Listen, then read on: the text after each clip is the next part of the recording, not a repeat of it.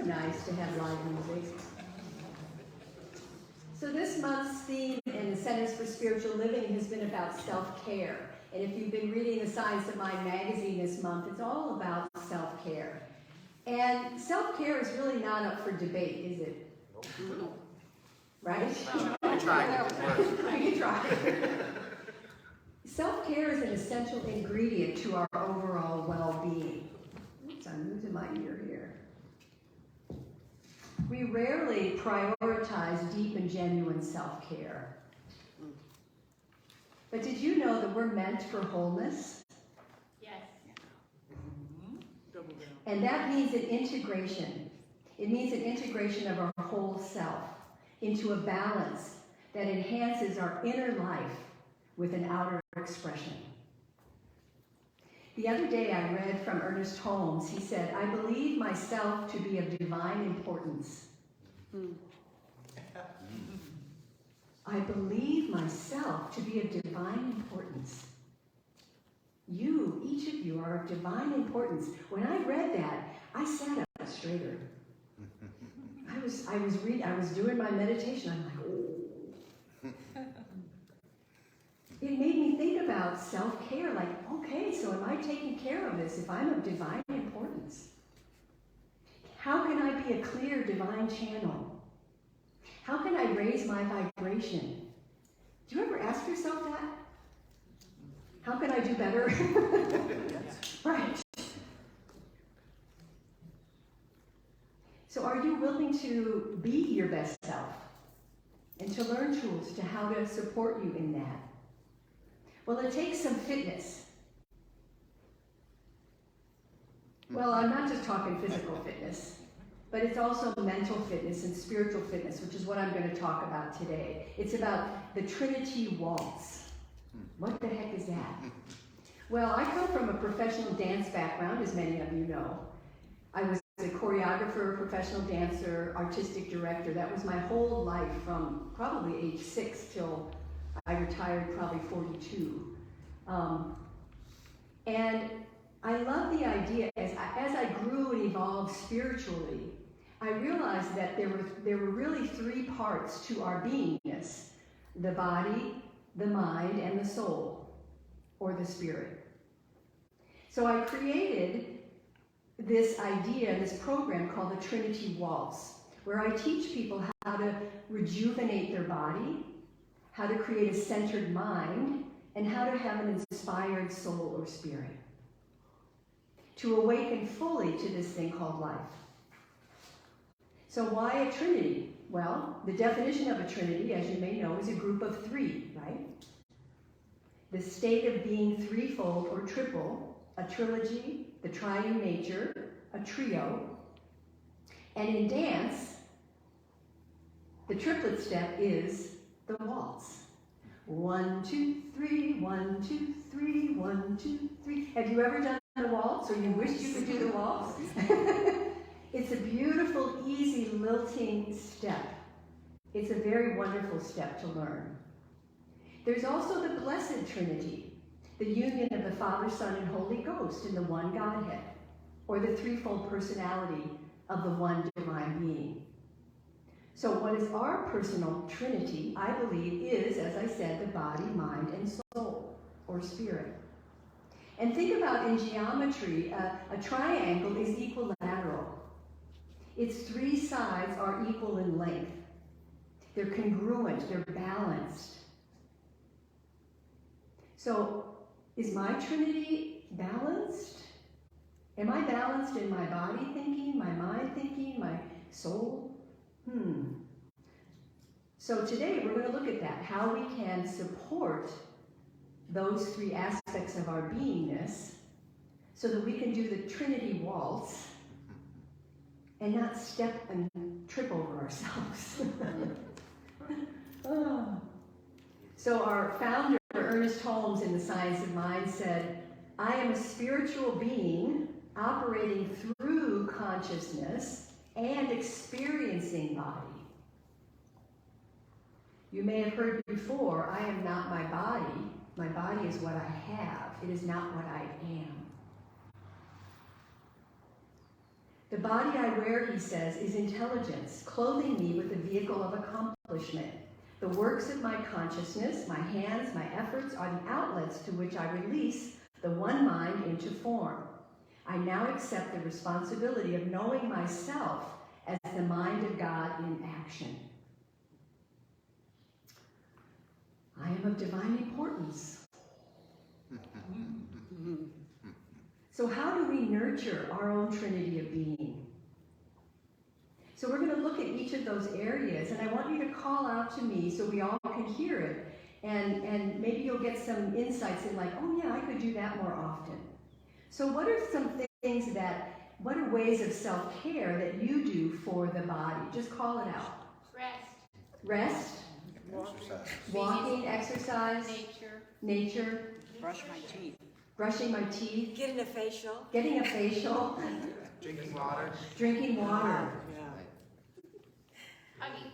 Hugging people. Yes. Oh, eating Taking really classes. high quality food. Eating high quality food. Remember, you are what you eat. Oh yeah. Good sleep. Yes. Coming here. Good for the body. What else do you do for your body? How do you nurture your body? Meditate. That'll be part of the mind practice, but it also is good for the body.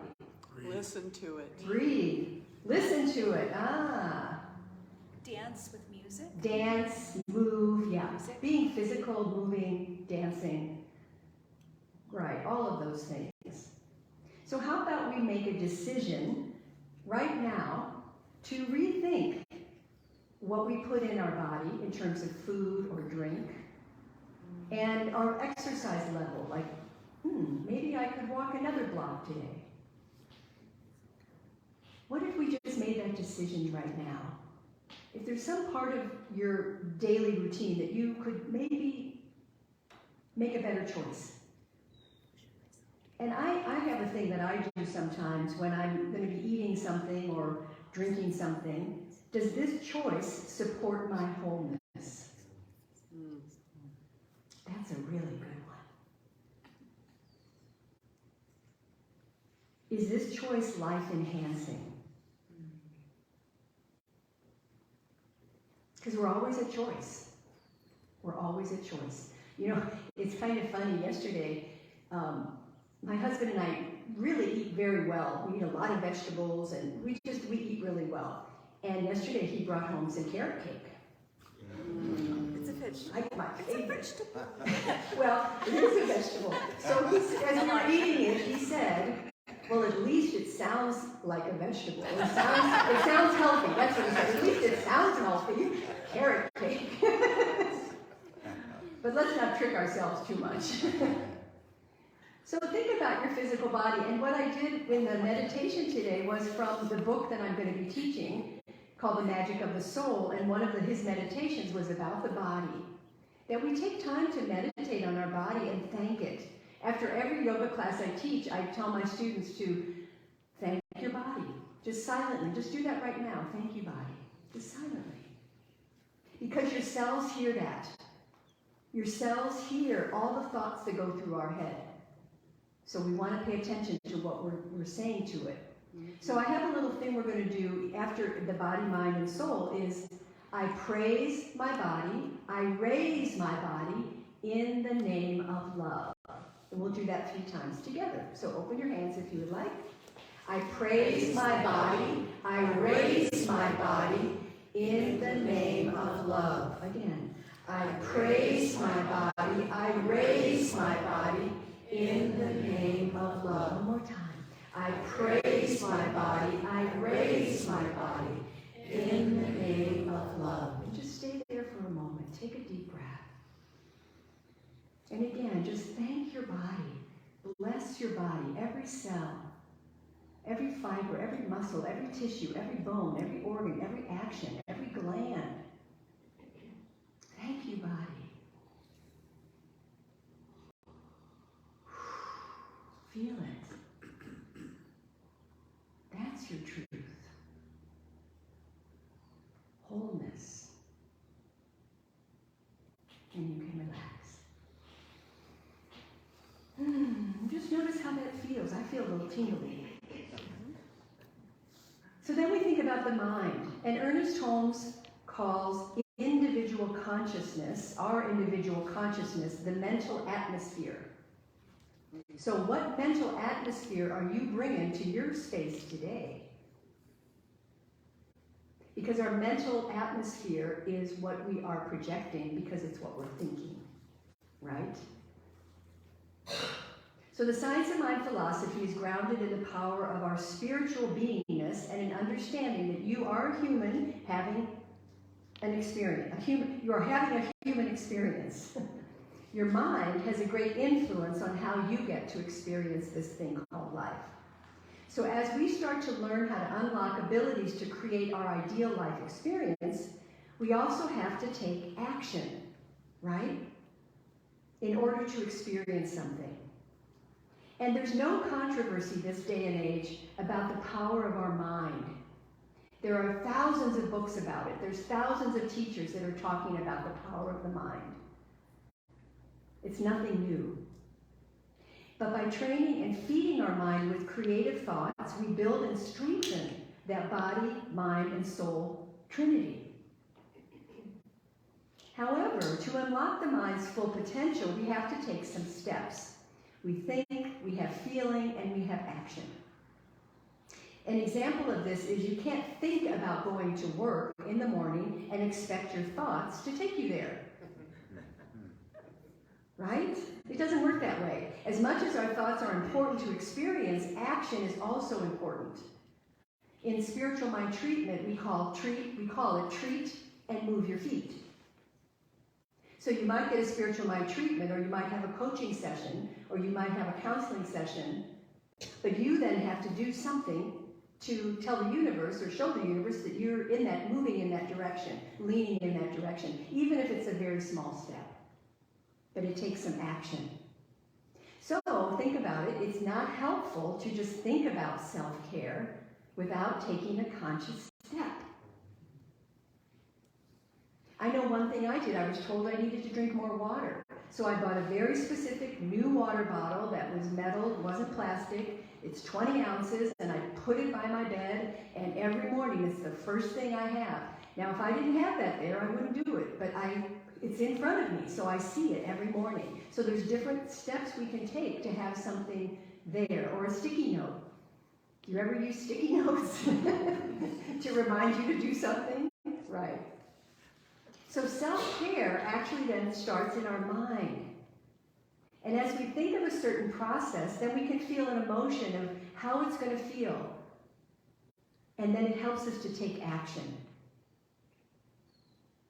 So ponder this. What if it's as easy to be healthy as it is to be sick? What if? What if it was as easy to be joyful and happy as it is to be sad and worried? What if? And what if it's as easy to think uplifting thoughts as it is to always think of our troubles? It's that choice, right? So our mind, how do you nurture and do self-care for your mind? What daily practices do you do to tame and or feed your mind? Call them out. Spiritual reading. Spiritual readings. Mm-hmm. Meditation. Meditation. Practicing the presence. Practicing the presence. Self-inquiry. Self-inquiry.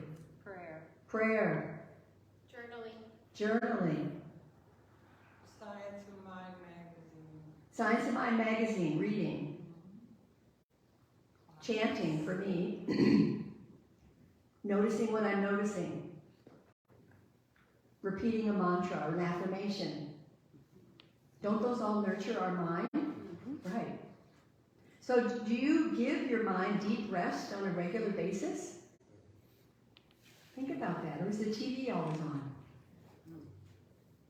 Or on your phone all the time? Excuse me. The mind needs rest, quiet. Are you available to sit in silence? The mind, remember, it's our mental atmosphere. So I invite you to just take a moment, close your eyes. Take a breath. And if you could have a new thought about an old condition, what might it be? You don't have to know how to do it or what's going to happen. Just, if you could have a new thought about an old condition, what might it be? And just put that thought in your awareness. Plant the seed, as we say.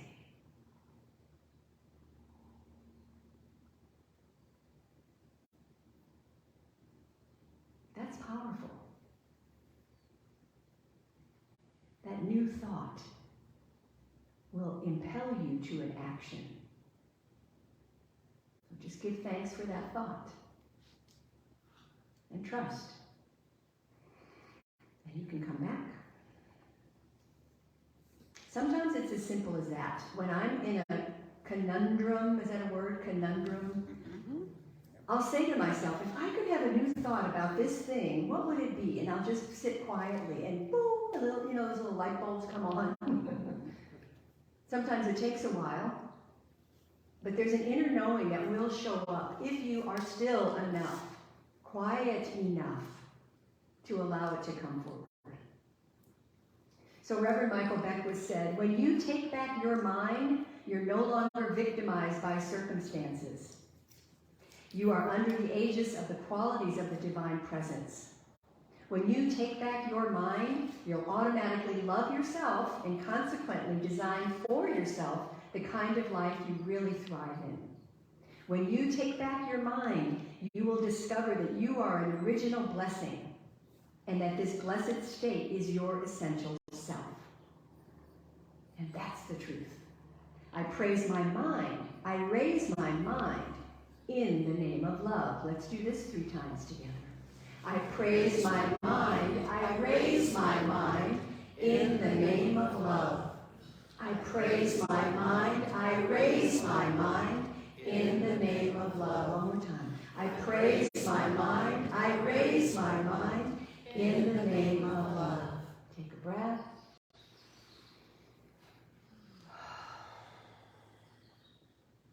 One of my favorite Ernest Holmes quotes is, I cleanse the window of my mind that it may become a mirror reflecting inspiration from the Most High.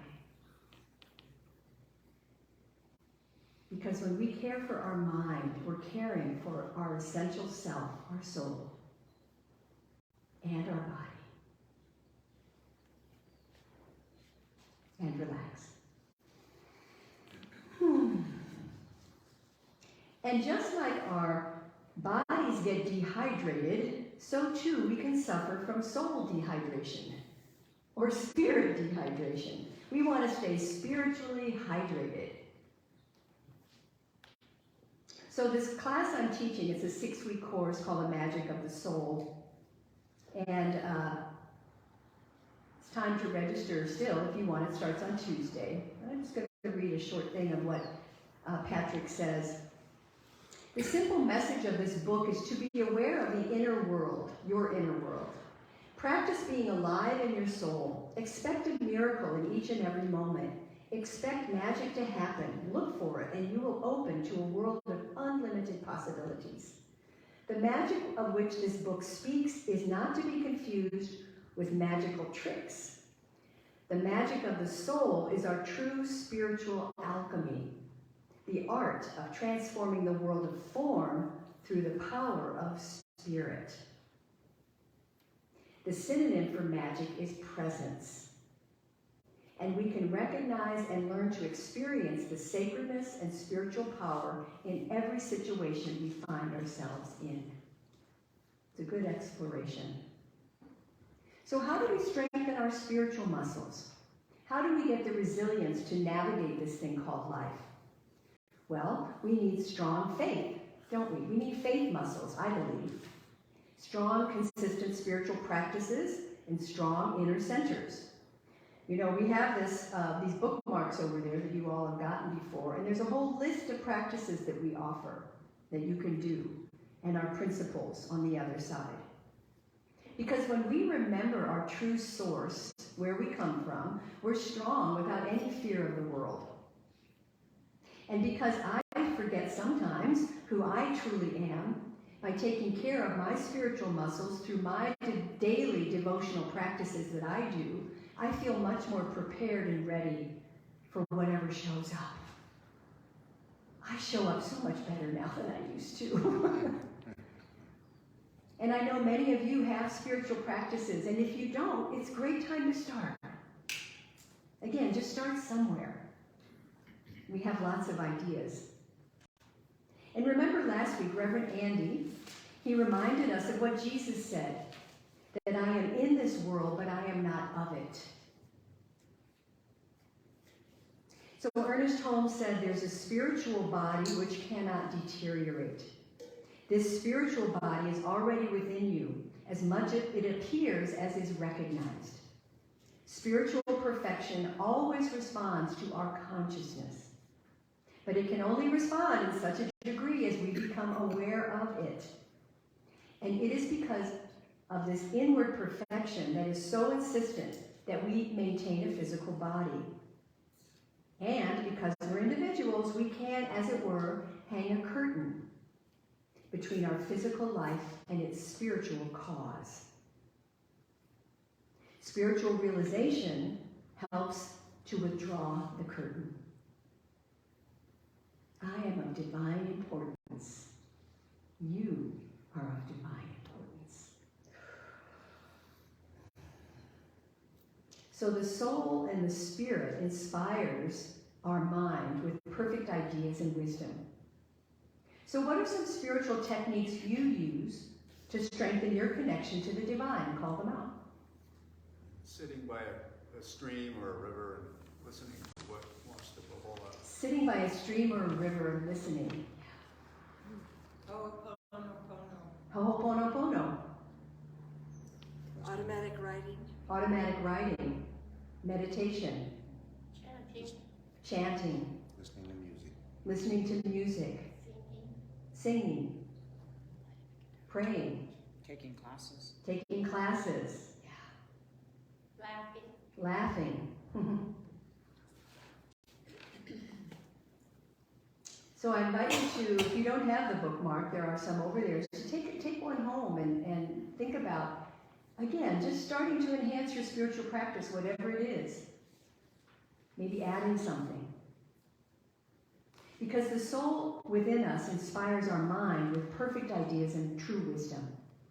Its action is in the subconscious, and it's one of cleansing and healing. It breathes through our consciousness the breath of life, and old ideas and patterns can be dissolved. Right thinking is our spiritual medicine. It truly is.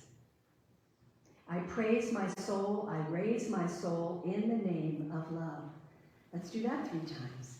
I praise my soul, I raise my soul in the name of love. I praise my soul, I raise my soul in the name of love. I praise my soul, I raise my soul in the name of love. And so we breathe into this Trinity of our own being, our physical body, our mental body, our spiritual soul body. And we bless and we thank. And we feel that we are of divine importance right now and always. And you can relax. And I'd like to finish today with my prayer, a moving prayer that we've done before called Alphabet Affirmative Action. I invite you to stand and spread your arms wide. If you can also do it seated. So this idea of we push the walls away, so you literally tense your body, and then when you come back to your heart, you kind of relax your body. You can come to this position or this position, whatever's comfortable. So there's this outward pressure and this softening or receiving. So you're pushing and you're receiving. So this is also called the heart breath, which strengthens our physical heart and our energetic heart. So sometimes the way I learned it in yoga is we just did this, but I added affirming from the alphabet A to Z, so that we're using the body, mind, and spirit. We're doing it all now. We're putting it all together. All right? So just repeat after me. Alive, awake, and aware. Alive, awake, and aware. I am, I am. I am, I am. Beautiful, bountiful, blessed. Beautiful, bountiful, and blessed. I am, I I am. am, I am. Courageous, caring, and cute. Courageous, caring, and cute. I am, I am. Divine, dear, devoted. Divine, dear, and devoted. I am, I am. Energetic, enthusiastic. Energetic, enthusiastic. I am, I am. Fun, fabulous, and fresh. Fun, fabulous, and fresh. I am, I am. Graceful, good, and grateful. Graceful, good, and grateful. I am, I am, I am. Happy, healthy, whole. Happy, healthy, whole. Insightful and intuitive. Insightful and intuitive. I am, I I'm am. just making it up. Joyful and jubilant. Joyful and jubilant. I am, I am. Kinetic and knowing and kind. Kinetic, knowing, and kind. I am, I am. Lovable, loyal, and likable. Lovable, loyal, and likable. I am, I am. Mighty and magnificent. Mighty and magnificent. I am, I am. Necessary and nice. Necessary and nice. I am, I am. Open, opulent, and optimistic. Open, opulent, and optimistic. I am, I am. Peaceful, poised, and practical. Peaceful, poised, and practical. I am, I am. Quiet and quintessential. Quiet and quintessential. I am, I am. Ready, reliable, and radiant. Ready, reliable, and radiant. I am, I am. Sacred, serene, and sure. Sacred, serene, and sure. I am, I am. Thankful, truthful, and thoughtful. Thankful, truthful, and thoughtful. I am, I am. Understanding and united. Understanding and united. I am, I am. Vivacious and victorious. Vivacious and victorious. I am, I am. Wise, wealthy, and whole. Wise, wealthy, and whole. I am, I am. Extra special. Extra special. I am, I am. Youthful and young. Youthful and young. I I am. am. Zesty and zealous. Zesty and zealous. I am, I am. I am, I am. I am, I I am. am, I am. I am, I am. Breathe it in. Breathe it in. Every cell, every muscle, every fiber, every tissue, your mind, your body, your soul, your spirit is tingling with truth because that's who you are. And so